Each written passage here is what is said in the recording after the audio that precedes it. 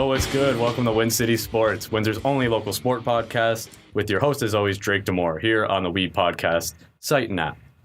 It is episode 5 of WinCity Sports on WePodcast, and this week we have Mehari Hagos of MH100 Fitness as our guest. It's a pretty lengthy interview, but probably one of the best ones that I've done yet, and probably the best story that I've heard from an individual on the show.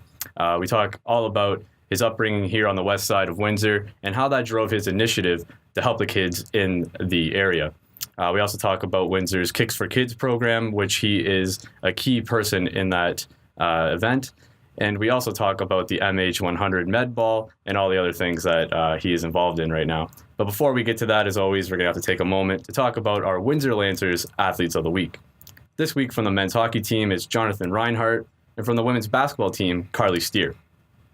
The first-year Lancer, Reinhardt, continued his excellent rookie campaign this past weekend, stopping 36 of 37 shots and leading the Lancers to a 4-1 victory over Guelph to close out the first half of the season, while fifth-year senior had a tremendous weekend to close out 2017. Carly led the Lancers in both their victories over Nipissing and Lorient, and finished the night on Friday against Nipissing with 15 points and led the way Saturday with a game-high 23 points. So now it's time for the interview with MH, and after that we're going to break down some local sports news. That's the other thing I didn't realize, like the Kicks for Kids was you, really. That's like, me, yeah. You know, but like I told my brother, I was like, when I showed up there, I see him, I'm like, I know this guy from somewhere. Yeah. I think it's just from around, probably, you know, Kicks for Kids and stuff like that. I see it on the news and stuff. So, and then on Saturdays with Cedric at the fights, and he was telling me, like we were talking about the interviews I did with the kids. Yeah. And he's like, yeah, Mitch will be good. And he's like really behind that Kicks for Kids things. And yeah. Kind of like, all hit me at once. And I was like, oh, that's it. Oh, yeah, okay. Yeah, that's so me, I'm bro. familiar. That's been going on for years. Since 2009 was my first ever. Oh yeah. Kicks for Kids, like Christmas edition, where I was bought shoes for the kids. So you're on 8 years. Yeah, I'm on 8 years right now, man. That's awesome, dude. I know. There's like tons of pictures. I'll show you actually some pictures that we got when we first started it. Do you have the med ball with you too, or no? It's in my truck. I can grab it. Yeah, if you want to grab that, actually. So I seen this one today. Yeah, I seen this today. On my IG, 2009, right? I think so, or something. Yeah, on my IG. Because I was trying to figure out. So like that's the same gym, bro.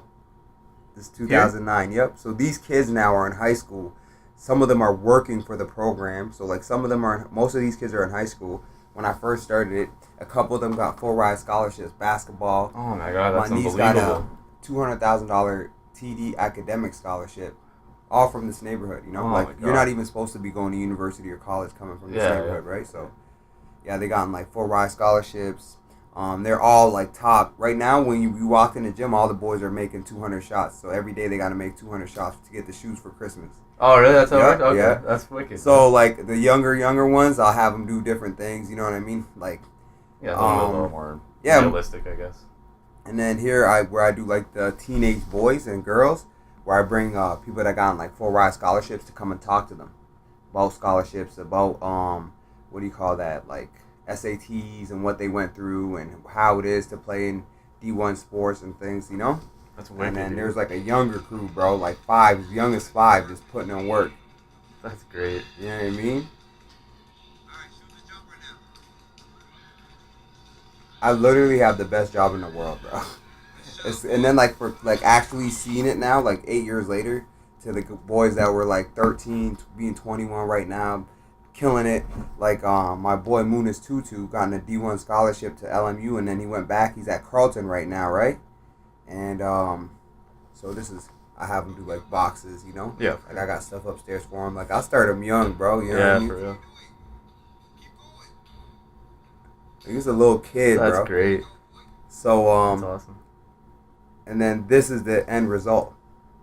Like he just got Player of the Week at Carleton. Led his team to I gotta look him up. Man. Munis Tutu. He's from Windsor. Played prep school. They won national championship at La Lumiere.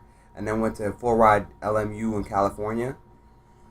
And now he's back at Carleton, right? Didn't like it out there. He came back still at Carleton, and like they flew him out there. Like he's doing big things, and like people don't realize how big like college basketball is. Yeah, and like how like and my thing is like that they have like flying.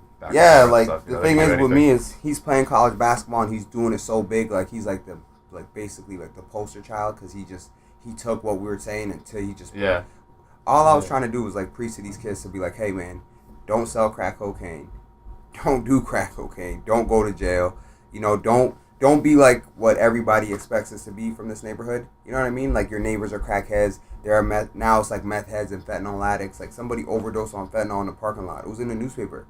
A couple kids that didn't come to this program ended up like getting shot in the arm, like 18, 19-year-olds. You know, one of them that shot the kid in the East End is from this neighborhood. Oh, yeah. Grew up right here, bro. And like that was the results of like, because a few years I had to leave for my medicine ball. So the program, when I left, kids weren't coming, right? The older kids, they have nothing in common with the employees here, right? They connect with you, right? Yeah. So what happened then was some of the kids that didn't come, that didn't have father figures, things like that, end up getting in trouble. And when they get in trouble around here, it's like serious trouble, like shooting, stabbing, like selling drugs, like serious shit, you know what I mean? So like for me to like just have the program for them and come here and just, you know, just simple basketball, it's just basketball, right? But it's keeping them out from this, just the rough neighborhood that it is, you know what I mean? Oh yeah, I was, like I said a couple weeks ago, I learned a long time ago, little things go a long way and small things can make a big difference. Yeah, and that's just basketball can change someone's life, right? Yeah, so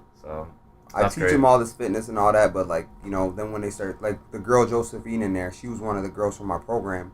Now she's doing the program, working here, working for the city. Perfect. You know what I mean? Yeah. Just let her, now she can climb the ropes like everybody else is doing, right? She graduated college, first in her family. Another girl graduated college, first in her family. Driver's license, first in her family.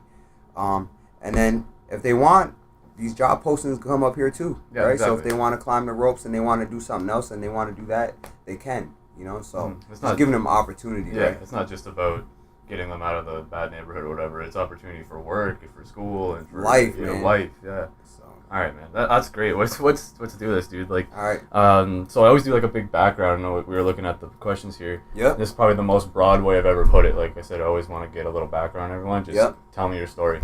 All right. That's well, you know, where are you from? I was born in Eritrea.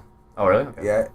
It's northern Ethiopia. They had a war, and it's like in the 90s, 93, 94.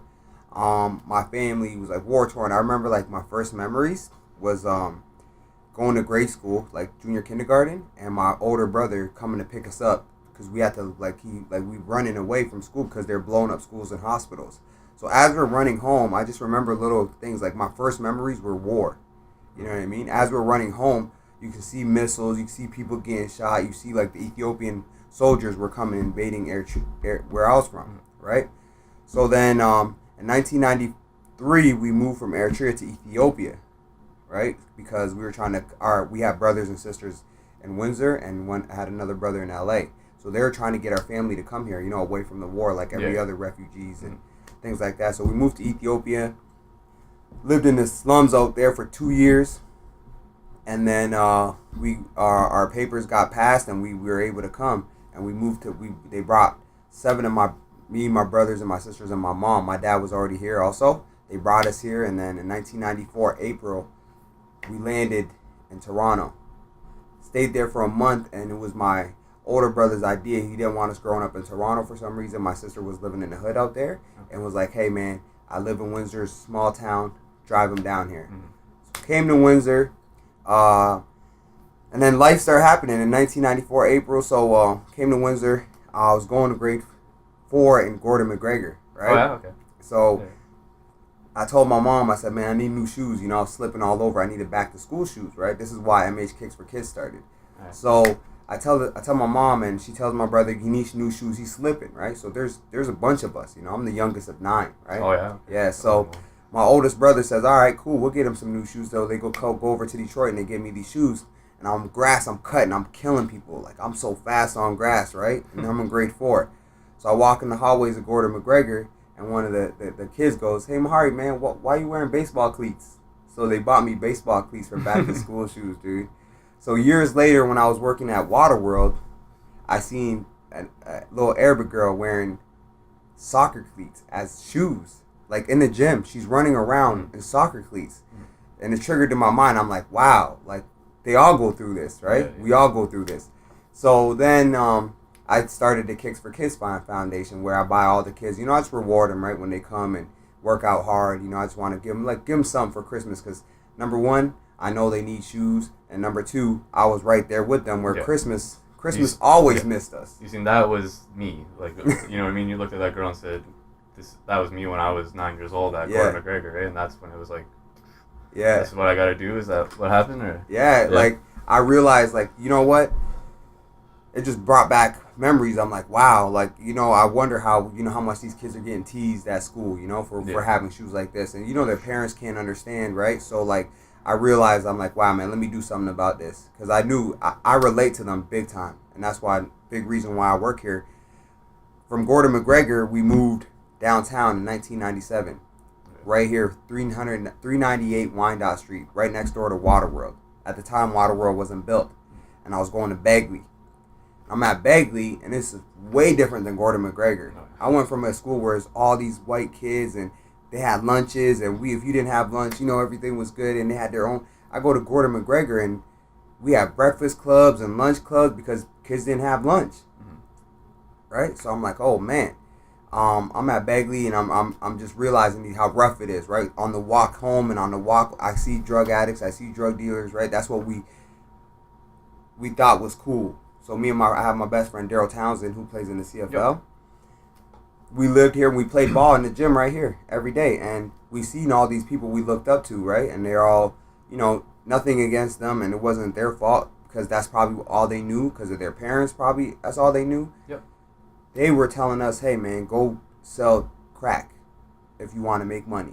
Like in rap music, what you hear, you know, like do this, do that, you know, and it was right in our neighborhood, right? So.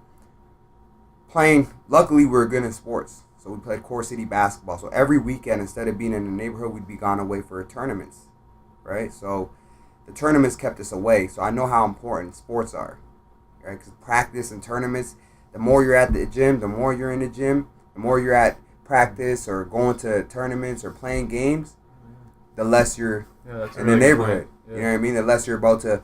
If you ain't doing nothing and you're just sitting there and, you know, it's easy to get into the game, right? So that's a good point because people always say, you know, like sports gets you out, but like I think of it as a sense of like, you know, coaching and connecting with people. Not necessarily what you're saying, but that's like a real like eye-opener. It's very true because you're literally getting those kids away from it. You know what I mean? If you can take them away for a few hours and they get to meet somebody, a coach, another player, somebody different, because all they know in the neighborhood they grow up in is that, oh, I have to sell drugs or I have to do drugs because that's all they see. Yeah. That's all they see in the neighborhood, like right? That, So then I got the job at Windsor Waterworld as a gym supervisor. So I was upstairs. The gym used to be upstairs, and I used to just supervise, and I was helping some of the lifeguards. I was training the lifeguards. So one of these girls I was training, she started losing a bunch of weight. And the lifeguard supervisor named Bonnie Bailey seen that and said, how are you losing all this weight? Why are you looking so good? She said, oh, Mehari upstairs. So she met with me and said, hey, man, she started training me. It's like, hey, you need to start teaching classes. Started doing my boot camp classes. And that's how the MH100 med ball came across. Right. So all the workers from 350 and 400, they'd come for crunch to lunch. Yep. They'd walk over here and do their half-hour class. Classes were booming, right? They hear about this kid at Waterworld. And I noticed, I'm like, man, they're coming here. They have a half hour to work out. Took them 5 minutes to take out all these equipment. Took them another 5 minutes to put the equipment back. With breaks and everything, I realized their workouts weren't, you know, they're having fun, but they weren't efficient, right? So I came up with a one-tool MH100 medicine ball where it's a kettlebell, medicine ball, ab wheel all in one, where they come in there, grab that one tool, and start training, right? So that's how I came up with that. Years after I was doing the class, I was just trying to be innovative, you know, looking, thinking, and then I said, hey, you know what? If they come, they can grab this med ball. They can do abs with it, legs, you know, cardio, core, all of that, right? It's like more of an efficient way to get a better workout in a shorter time. So it takes them literally 10 seconds to grab it, less breaks, so the ball's always in your hands, right? So that way they're burning more calories, right? So classes were booming. Then Bonnie Bailey says to me in 2008, she said, hey, man, I got a flyer for you. So she got this flyer. I still have it. It says Training with Mehari. And it's for kids from 14 to 16-year-olds. She says, go around the neighborhood and get the kids. You know, let's start training these kids in the gym after school from 4 to 6. I said, all right. These kids happen to be my nieces and nephew, my neighbors, you know, my Yeah, friends, neighborhood young kids, neighborhood yeah, kids, yeah, like yeah. they're all my people, right? Oh yeah. So they come in and they start working out, and that's when Munis Tutu is one of those kids. Okay. Devontae, Pierce, all these kids, Rebecca, Hagos, Robel, they all were coming here working out, and it was just working out. I was helping them jump higher, right? So the next, you know, after one summer, they all start dunking it. Oh, there's this guy named Mehari. We doing an MH100. We're jumping out through the roof, right? So at the end of the program, I would motivate them. And during the workouts, it wasn't just a workout. I would motivate them to become better at school, you know, to become better athletes, to become greater than just, you know, just a kid from the neighborhood, you know, to have bigger dreams and not just think that, hey, you know what, I'm gonna end up like my mom who's a crackhead, or I'm gonna end up like my older brother who's a crack dealer. You know what I mean? So I said, you know what, I'm gonna change that stigma, right? So during that process, while I was training these kids, I started rewarding them, buying them shoes also at the end of the program, and they started doing so good in school and so good in sports. And at the same time, my friend Tyrone was doing his thing at Boise State, right? He gets drafted to the NFL, and I was helping him with fitness a little bit, right? You know, I was training him a bit. So now it's like, oh man, Tyrone was a big part of it. He said, hey man, I love what we're doing down here. And every time he comes down to Windsor, we get together and we train the kids right here. Yeah. That's so cool. You know what I mean? Right here in the same neighborhood that he and you grew up in. Yeah. That's so cool. And now there's an NFL superstar coming to hang out with that's them. big time, especially for a neighborhood like this. You know Yeah. That's incredible. So me and him became, and he loves it.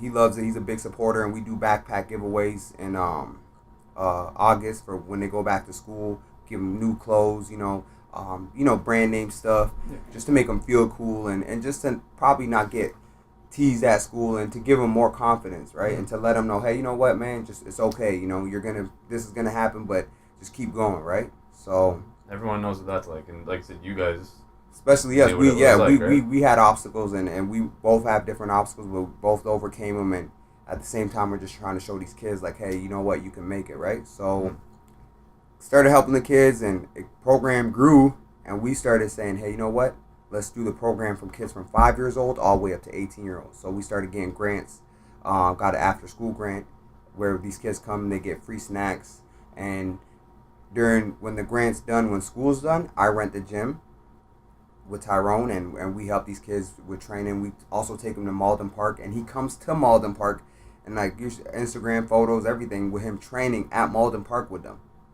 You know what I mean? I've seen it. You know what I mean? So it's cool. like, can you imagine like that in my day, like an NFL player, let alone a Dallas Cowboys captain of the team, coming to train with you to show you like this is how a pro trains, right? So just my biggest thing is all training and fitness, and I'm helping them get fit, and which is great, obviously, with childhood obesity at an alarming rate right now.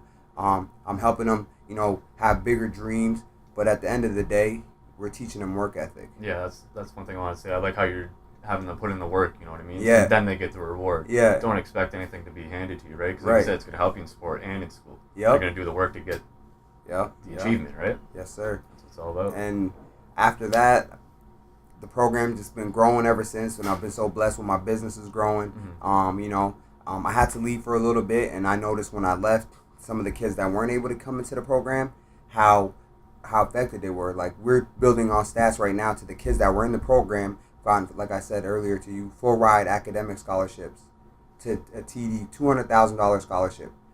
You know what I mean? Where she works every summer with TD and got to go to York University, any university of her choice, right? To Munis Tutu going from Windsor, from the West Side Projects to, you know, all the way down to Los Angeles to LMU.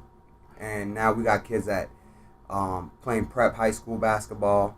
And even here in Windsor, the kids that are from the program, when it comes track season, they're number one. You know, they're all involved in sports, right? Which if they know that if they work hard, they're going to be rewarded. Right, so exactly, we were talking, right? Yeah, and it's good. It's crazy to see it come right here in Windsor. Yeah, you know what I mean? Like you're saying, like get alone in a neighborhood like this, Windsor alone, to have that much success. I love seeing it, and it's just that's why we do what we do. Is WinCity Sports, you know, is to promote everything in Windsor around sports and recreation, and to see those people succeed that's what it's all about. Yeah, man. I love it. So yeah, you talk a little bit about like your business expanding and stuff. you're involved in a lot of different like organizations. Like obviously you're here with the city. You have MH100 Fitness. Just kind of generally tell me about all the stuff that you're kind of involved in right now. And Okay. sort of like the programs and stuff, you know? Yeah. It's all under one umbrella, obviously fitness and motivation. Mhm. But I've been working for the city of Windsor since 2008, right? Remember I told you. Yeah. So I'm involved with so much different things. I started working with Cedric. He was my trainer originally. I love personal training and I love fitness. I needed, take it to the next level. So I started doing pads with Cedric, right? And doing boxing with Cedric. And Cedric asked me, and shows how humble he is, to say instead of, so a lot of trainers think they know it all, right? Mhm. And like with me, I feel like if I don't know something, I'm going to go learn, right? So he says to me, hey man, I'll love it if you can help our boxers with strength and conditioning, with stretching and things like that and motivate them, right? So I'm like, no problem. It's right up in my alley, right? So we're both doing the exact same thing where he's helping the boxers and I was helping the kids in the neighborhoods at-risk youth, right? Mhm. So I said, no problem. I went in there, started working with Windsor Amateur Boxing Club and helping the kids with fitness. But now I had a fundraiser last Friday, right? Now I got them for provincials. Tomorrow I'm giving them all brand new shoes, brand new head to toe, like Windsor Amateur Boxing Club outfits, socks. Just making them, rewarding them, letting them know, hey man, all that hard work.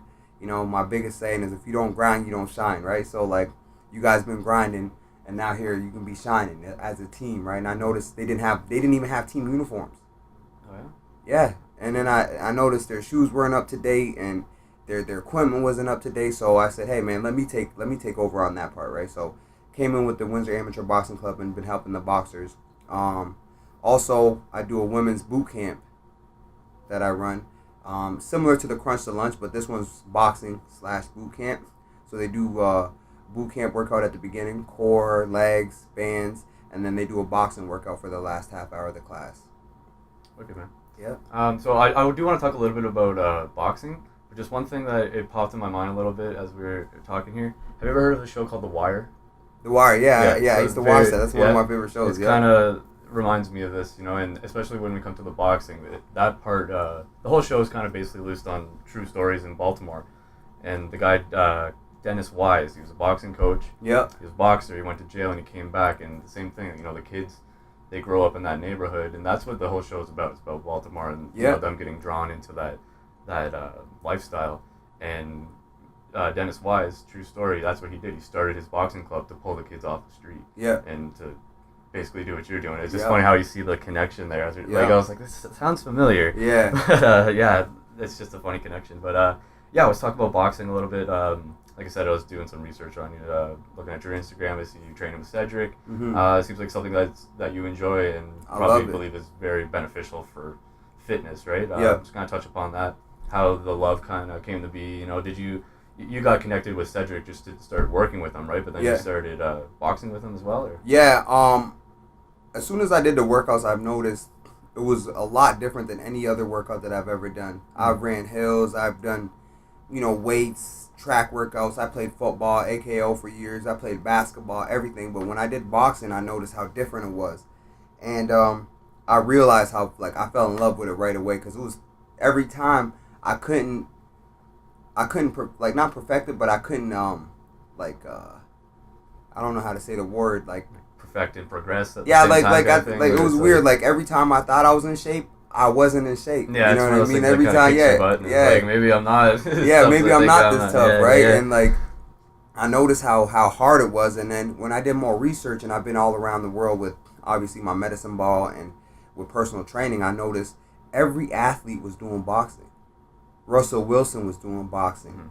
Mm-hmm. NBA players are doing boxing. The hand-eye coordination that you get from boxing helps in every sport, whether you play soccer, you play volleyball, any sport that you play. I've noticed, especially now with social media, Instagram and Snapchat, we're right in with the NFL players or NBA players. NBA has a Snapchat. NFL has, you know what I mean? Oh, yeah. So I follow Antonio Brown, and they all box. Every athlete in every sport. I just did some research. Michael Phelps, that was one of his biggest training sessions, was boxing. Oh, wow. I would have never imagined that. Exactly, right? Together. So I've noticed that, and then I just fell in love with it. And then me and Cedric, we became great friends, and you know, every time there's a big match, a boxing match happening, we'd watch it together, and he would critique things, and I would see it from a coach's point of view. Yeah, that's really cool. And I was like, wow, man, I fell in love with the sport, and now I'm helping the young fighters from Windsor, and you know, I want them to be great. You know, why not? Why not people from Windsor? Exactly, yeah. Like, you know, I've been around it. Like, when I go to Dallas to stay with Tyrone for a few weeks, I'm around DeMarcus Lawrence, who's the best defensive end in the NFL, but he's nothing different than we are. Not yet. You know? Yeah, that's one thing I realized a lot with this is that everyone's just people. Yeah, you know we're just people, man. We're just human, and they look at us like we're the great ones. Like, you know, like I play basketball with these guys, and they're like, "Man, you're so good." And I'm thinking like, "Man, DeMarcus Lawrence thinks I'm one of the best basketball players he's ever played with." I'm playing ball with him and so cool. Anthony Hitchens and all these guys at the YMCA, you know. And Tyrone tells him, "Yo, my boy MH, he's gonna get y'all. He's gonna get y'all." And I go out there and I'm playing with these pro ballers, and I'm like, "Wow, they're just people." Yeah. You know, when you don't see them. When you're a kid, you put them such on a pedestal, and you're thinking like they're, you know, like they're gods or something, right? So, my thing is in Windsor, we have those people. We have great athletes, and why not help them? If a pair of shoes is gonna help them get to the next level, or you know, a pat on the back, or something to say, hey, you know what, man, you're doing great. You know, here, why not? The little video I just showed you about the 5-year-old shooting baskets. I told him, I said, hey, he wants new Jordans, right? So don't worry, man. Here, make 100 jump shots a day. I'll get you new Jordans for Christmas. He runs to the gym. He runs back, and he's like, MH. I'm like, what's up? He's like, I can't count to 100. So I'm like, are you? So he couldn't really get up to 100 because he would get to 30, he'd forget. Right? He don't know where he at. So I had to make him a chart that every 10 he makes, he has to check and then go back and check. Right. So all I'm saying is, in 10 years, he's only going to be 15 years old. You know, if every day he's in here putting up shots like that, you know, if every day we're here motivating him to do work. You seen him doing box jumps. He's doing box jumps at a five-year-old. I didn't even know what that was at 5 years old. You know what I mean? Yeah. So, like, we just shaping him up and getting him ready and just showing them, like, you know, they work hard, they get rewarded. And at most, though, I'm not going to lie to you, it's more... I feel like I'm getting the best reward. Like, the smile that it puts on my face when I see these guys balling or when I see them, like, I'm like, I just told you earlier, I have the greatest job in the world, man. Exactly. I have the greatest job. Like, that's why I want to touch upon, like, everything that you do, you know? Yeah, like, This is your life. This is my life. MH100 is my life. And, that's great. You live it, man. I live it, Rep it. Yeah, everything, man. Awesome. Everything. And, like, just, like, the little story you just told there about the kids, and like, that kind of brings it all together, you know, like you said, it's learning for sport, for life, for whatever, you know what I mean, and just the two worlds colliding. That's a perfect example there. Yep. That's great, man. And you know, we kind of touched upon everything that you're doing, but is there anything that you're looking to expand into, or maybe are you looking to just steady do what you're doing, or maybe even expand that? What are your you have any goals in the future? I have a bunch of goals. My main goal being, which is already happening, like I told you, we're doing stats right now, is the kids work or go to school and not end up like what society wants us to become, right?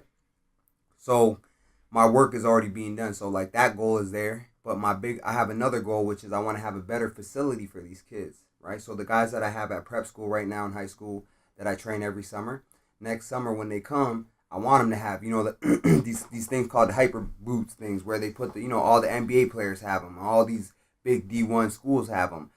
Ice bucket for them to take an ice bath after a training session. A classroom for them to learn SATs, you know. So right now, also what I do is, I forgot to touch upon it, is I have a friend named Hassan Sabedi who's a manager at BMO, and we do financial literacy every few months where we get all the kids together and we teach them financial literacy, because all around here is Money Mart, Cash Money, advanced places. So now that they're getting jobs, they're cashing their checks there, right? So I've been helping them with financial literacy, nutrition, and everything like that. So my main goal is to have this facility where they come and it's there. They want to be great, it's there. You know, you worked out hard, okay, you need a massage therapist, we have that. You know, you worked out hard, like I have this kid named Maurice. He's 6'9" point guard at Oak Hill. Same school that Carmelo Anthony went to. This kid has a bright future. Oh yeah. Last year we're playing ball, we're working out. His knee was hurting, you know. So I took him over to Radovich on I think it's on Howard there. You know, brought him there, and then and got him treatment. But his mom can't afford treatment. Mm-hmm. You know what I mean? So I want to have a facility where, say we have volunteers, whatever it might be, where they get treatment while they're back here. You know, so that way it's nothing is stopping them. I don't want nothing to get in their way. So whatever's in their way, I want to be the bulldozer to just knock it out. You know, to be like, hey, you know what? What's in your way? New shoes? We have that. Therapy? No problem. You know? Oh, you wanna get a job? Here it is. You want to get a car? No problem. Here's a savings account. Save this much money a month, and you can have this car. You don't have to sell crack and go to jail and do all this stuff, right? So, like, it's a huge, my biggest and my major goal is to change their whole life where they don't have to grow up, their kids don't have to grow up in the projects no more. They don't have to be like their older cousins and older brothers and sisters selling drugs on the streets and going to jail. You know, that's another, like, yeah, man, continuous goal that I have. That's unbelievable. That's really inspiring, man. Thanks, man. Really Thank you. Cool. And I like the idea with like the performance center kind of thing that you want to do, like the facility, and the classroom thing is really that's again very inspiring. That's really wicked. And when right now, like we just talked about, it was in the newspaper, somebody overdosing on fentanyl and in the parking lot where I work at, and just to let them know that when I go to these community meetings and everybody wants to know the answer of how they can stop this epidemic, and I'm like, you have to start with the youth. If you're not letting them know what type of drugs are and what's going on and keeping it real with them, then for sure they're gonna be selling it or doing it, right? So that's where they fall into that. Yeah, they don't know. So if we keep them and say, hey man, this is what a meth addict looks like. Do you want to look like this? Yes or no? It's a little tough love, but love, but keeping it real. Yeah. We're keeping it real, and we're showing them what it is because they see it every day anyways, especially the ones in the neighborhood, right? All right, before we wrap it up, I just remembered something because you talk about keeping it real. It's kind of like your motto. Where did the MH100 come from? Is that kind of like a keeping it 100? Oh man, MH100. So look at his chain. Oh yeah, the chain, the MH100 chain. Awesome. Thank you, man. Thank you. I just got it done. Yeah. I got it done for my birthday. I got that's it. Wicked. Thank you. Yeah, it's just I don't know where did the name come from. So MH is muscle and health, and then the 100 is 100%. We do say like 100 sets or 100 reps. Okay, so you said 100 jump shots. Yeah, 100 jump shots. Okay. And most of all, just 100. Because you can't. There's no going 80 and then going 20 this way. You're going two ways. You got to go 100. If you want to play ball, you got 100%. You have to be in it. Mm-hmm. So you can't be in there playing 21 and stuff like that. You got to make your jump shots, work on your handles. Mm-hmm. If you want to do good in school, like how Rebecca got the $200,000 scholarship, you have to be 100% focused into your schoolwork. Do you know what I mean? Oh, I got it, yeah. You got to have that tunnel vision. That tunnel vision, yes. Where you're going. You got to go 100, right? So that's the 100. That's where it came in. Man. That's great. And that's those little things that all kind of make up the big thing. It's cool. So, and again, I want to touch upon just like your relationship with the kids.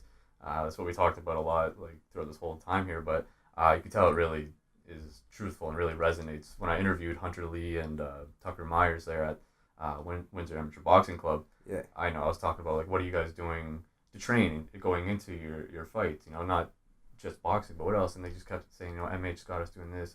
I had to stop and be like, just so you know, MH. Who's MH?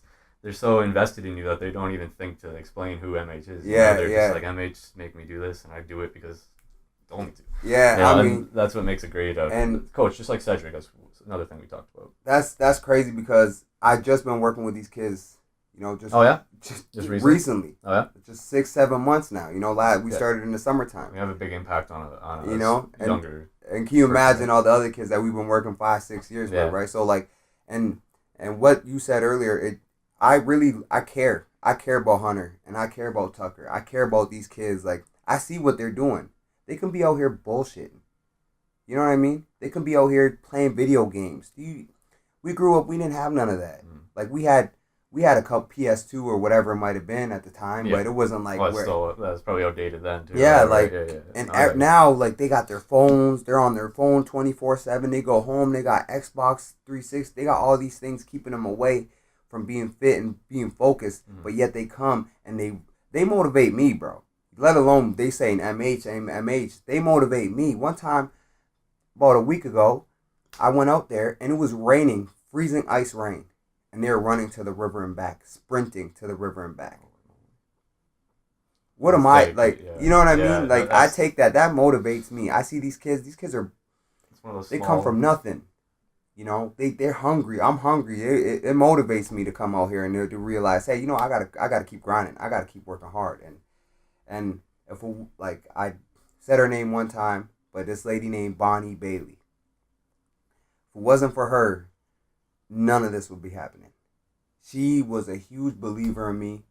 I didn't talk about this earlier, but there was rough times in my life when the city went on strike. Were you working for the city at the time? No, that's before my time. Okay, so I was working and I didn't know financial literacy, right? Yeah, exactly. Yeah. I grew up in this neighborhood. My mom grew up in Africa. I had no idea about financial literacy, so I was blowing money fast, thinking it was coming every week, right? Yeah. I didn't know. I had a couple of $1,000 in my savings. I thought I was balling. Yeah. Still going, doing my thing. Yeah. Strike, we didn't go back. You know, I remember how long it was. I got it now, yeah. I had nowhere to live, so I was sleeping in my car. Can you imagine, right? I was sleeping in my car. I had nothing to eat, and I had so much pride I didn't know what to do. Like, I'm like, man, and it was only for a couple weeks, but when we came back to work, it was Bonnie Bailey who was, you know, going above and beyond, getting me so much hours. I know you work part-time here, and they so big on only working 24 hours, right? Yeah. Bonnie was do things where I was working 50 hours a week. I was teaching classes, working front desk, working the weight room. She had me doing everything and still would go out of her way to motivate me and say, hey, man, keep going. You're doing great. And she had no idea I was homeless. She had no idea I was going through depression at the time, right? So, like, if this old Caucasian lady that had nothing to do, she never grew up in a neighborhood like this. She just worked in here. And she's the one that believed in me, and it took one person, you know, when she showed me what it was. I always loved and I cared about people, but she was a huge inspiration, and the reason why what I do now is because of her. You know, the reason why I teach boot camp classes is because of her, right? So I want to give a huge shout out to her, and I tell her all the time. She was at the fundraiser. I tell her kids who are like both fire chiefs at the downtown fire hall here. I call them and tell them, like, hey, man, your mom has sparked a change. You know, with one person now, it just blew like wildfire. Kids downtown, kids in the West End projects, kids in the East End projects, you know, young black kids, Arabic kids that grew up, you know, low-income homes, and even now the boxers. She's, you know, changed the whole path. Even like adult people that I train and that tell me like, hey, man, I was going through this, and if it wasn't for you, you know, like so much, which I haven't touched on or mentioned because I care about so much about the kids that, like, I've changed so much people's lives because of this one lady, you know, believing in me, right? So, huge shout out to Bonnie Bailey, man. She's inspiration to, like, you know, she's just amazing woman. She didn't realize what she was sparking, right? Yeah, no idea. That wasn't the intention. It was just, you know, out of the good of her heart. Yep. And just give them a chance, not for any specific reason, just give them a chance and look what happens. Look what happened, right? That's awesome. MH100 happened. MH100 happened, and so many kids are becoming great right now, and that's the, you know, that's the goal, right? And if they can keep going, now the younger kids, because what was happening was the older kids were going home, MH, same thing, MH, right? And then the younger kids, they'd come up to me and be like, hey, I want to go to Mehari's, not knowing I was Mehari, right? I'm like, what? They're like, where's Mehari's? I want to go. And I'm like, I'm Mehari. They're like, for real? I'm talking to you, right? And right like here. The ladies from the 400 building, they'd wear MH100 shirts and walk through the neighborhood, right? The same walk you took. Yeah, exactly. They walk that, and they'd be like, and the kids be like, you know MH, right? So like, that's cool. That connection, right? You gonna talk to any of those ladies?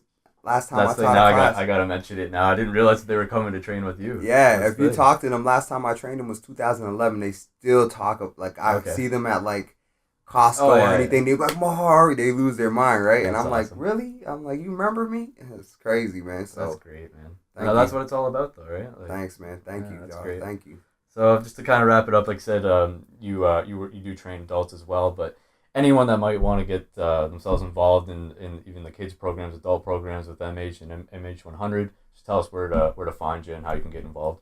We have a Facebook page, MH100.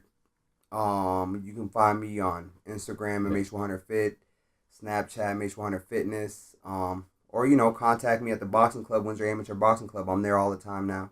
They're here, so I'm splitting time right now. Drop in, come see what it's all about. Yep, come see me, man, if you want to get right, or your kids, right? So exactly. And I do a lot of programs in the summertime, off-season training, and I did an off-season training for these kids, and another motivation. It's crazy when I'm thinking I'm motivating people, but they have no idea they're motivating me. So I'm training these kids, and their parents they're rich kids, right? From the South Windsor, they go to Holy Names, couple of South Windsor grade schools, and their parents come to every workout. Not practice, not game. Like, my mom has never seen me play a game before in her life. You know what I mean? Oh, yeah. And I was good, you know? Yeah. And, like, these parents come to the workout. I'm thinking, like, man, I wish I could be a parent. Like, just in the gym, not in the gym. You know what I mean? Not team practice. Yeah, he's no. talking just one-on-one. They're in the boxing club, sitting down, chit-chatting. Then a week later, I see them videotaping. Then I see them, they're like, the kids love it. And I'm thinking, like, man, these kids don't get tired? Like, man, I just killed them on Malden, right? And I'm like, what's going on? At the end of the program, I'm thinking, they paid me, right? They paid me for these kids. And I'm like, thank you guys, good luck on your seasons. We ended in end of August. And they had got me, after they paid me already in advance, they've gotten me, like, so much gift cards, Starbucks, all these gift cards, and, like, letters, parents saying how much they appreciated what I did. The kids now, like, starting quarterback for their Holy Names juniors, writing MH100 on their bands, to be, like, a part of it. They got MH100, awesome, right? Yeah. So, and that's everywhere, right? Yeah, that's like, awesome. The parents, like, these kids have everything, dude. Everything. Their parents is like I said, both parents coming to the workout. And the number one thing they want is an MH100 t-shirt. I want an MH100 t-shirt. Yeah, you know what I mean? That's I got you, man. I got you.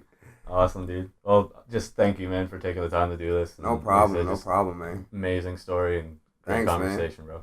Thank you, man. Thank you.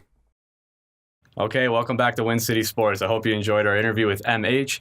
But now we got to break down some local sports news, kicking things off with our Windsor Spitfires.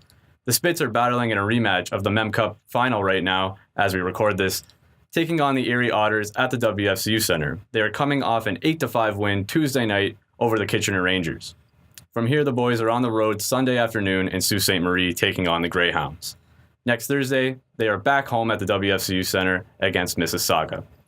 In other news, tender Michael DiPietro has been invited to Team Canada's World Junior Camp in St. Catharines, and Logan Brown invited to the USA camp.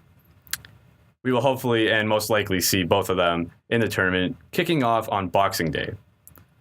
Spitfires forward Chris Playfair has been named the OHL West Division Academic Player of the Month for November. The 17-year-old, who is in his first full season with the club, is carrying an 86% average in grade 12 university level course in data, biology, and business at St. Anne's High School. Our Windsor Express basketball team are coming off a tough and tight loss on Tuesday night against Cape Breton with a score of 106-105. Logan Stutz led the team with 24 points and 11 rebounds. They're in Halifax as I speak, taking on the Hurricanes. From there, they have one more away game on the road against London on Saturday night before returning to the WFCU Center next Friday, December 15th, 7 p.m. against the St. John's Edge. Finally, in Windsor Lancers sports news, the Lancers are going to be taking a brief hiatus for the Christmas holiday break. They're returning on December 28th at the St. Denis Center with women's basketball action against Laval at 7 p.m. The next day, the women again take on Laval as the men's team will challenge Bethel College. Men's hockey has a road game on the 30th against Miami College, And that will be it until the new year. And that'll also be it for this week's edition of WinCity Sports. Until then, smell you later.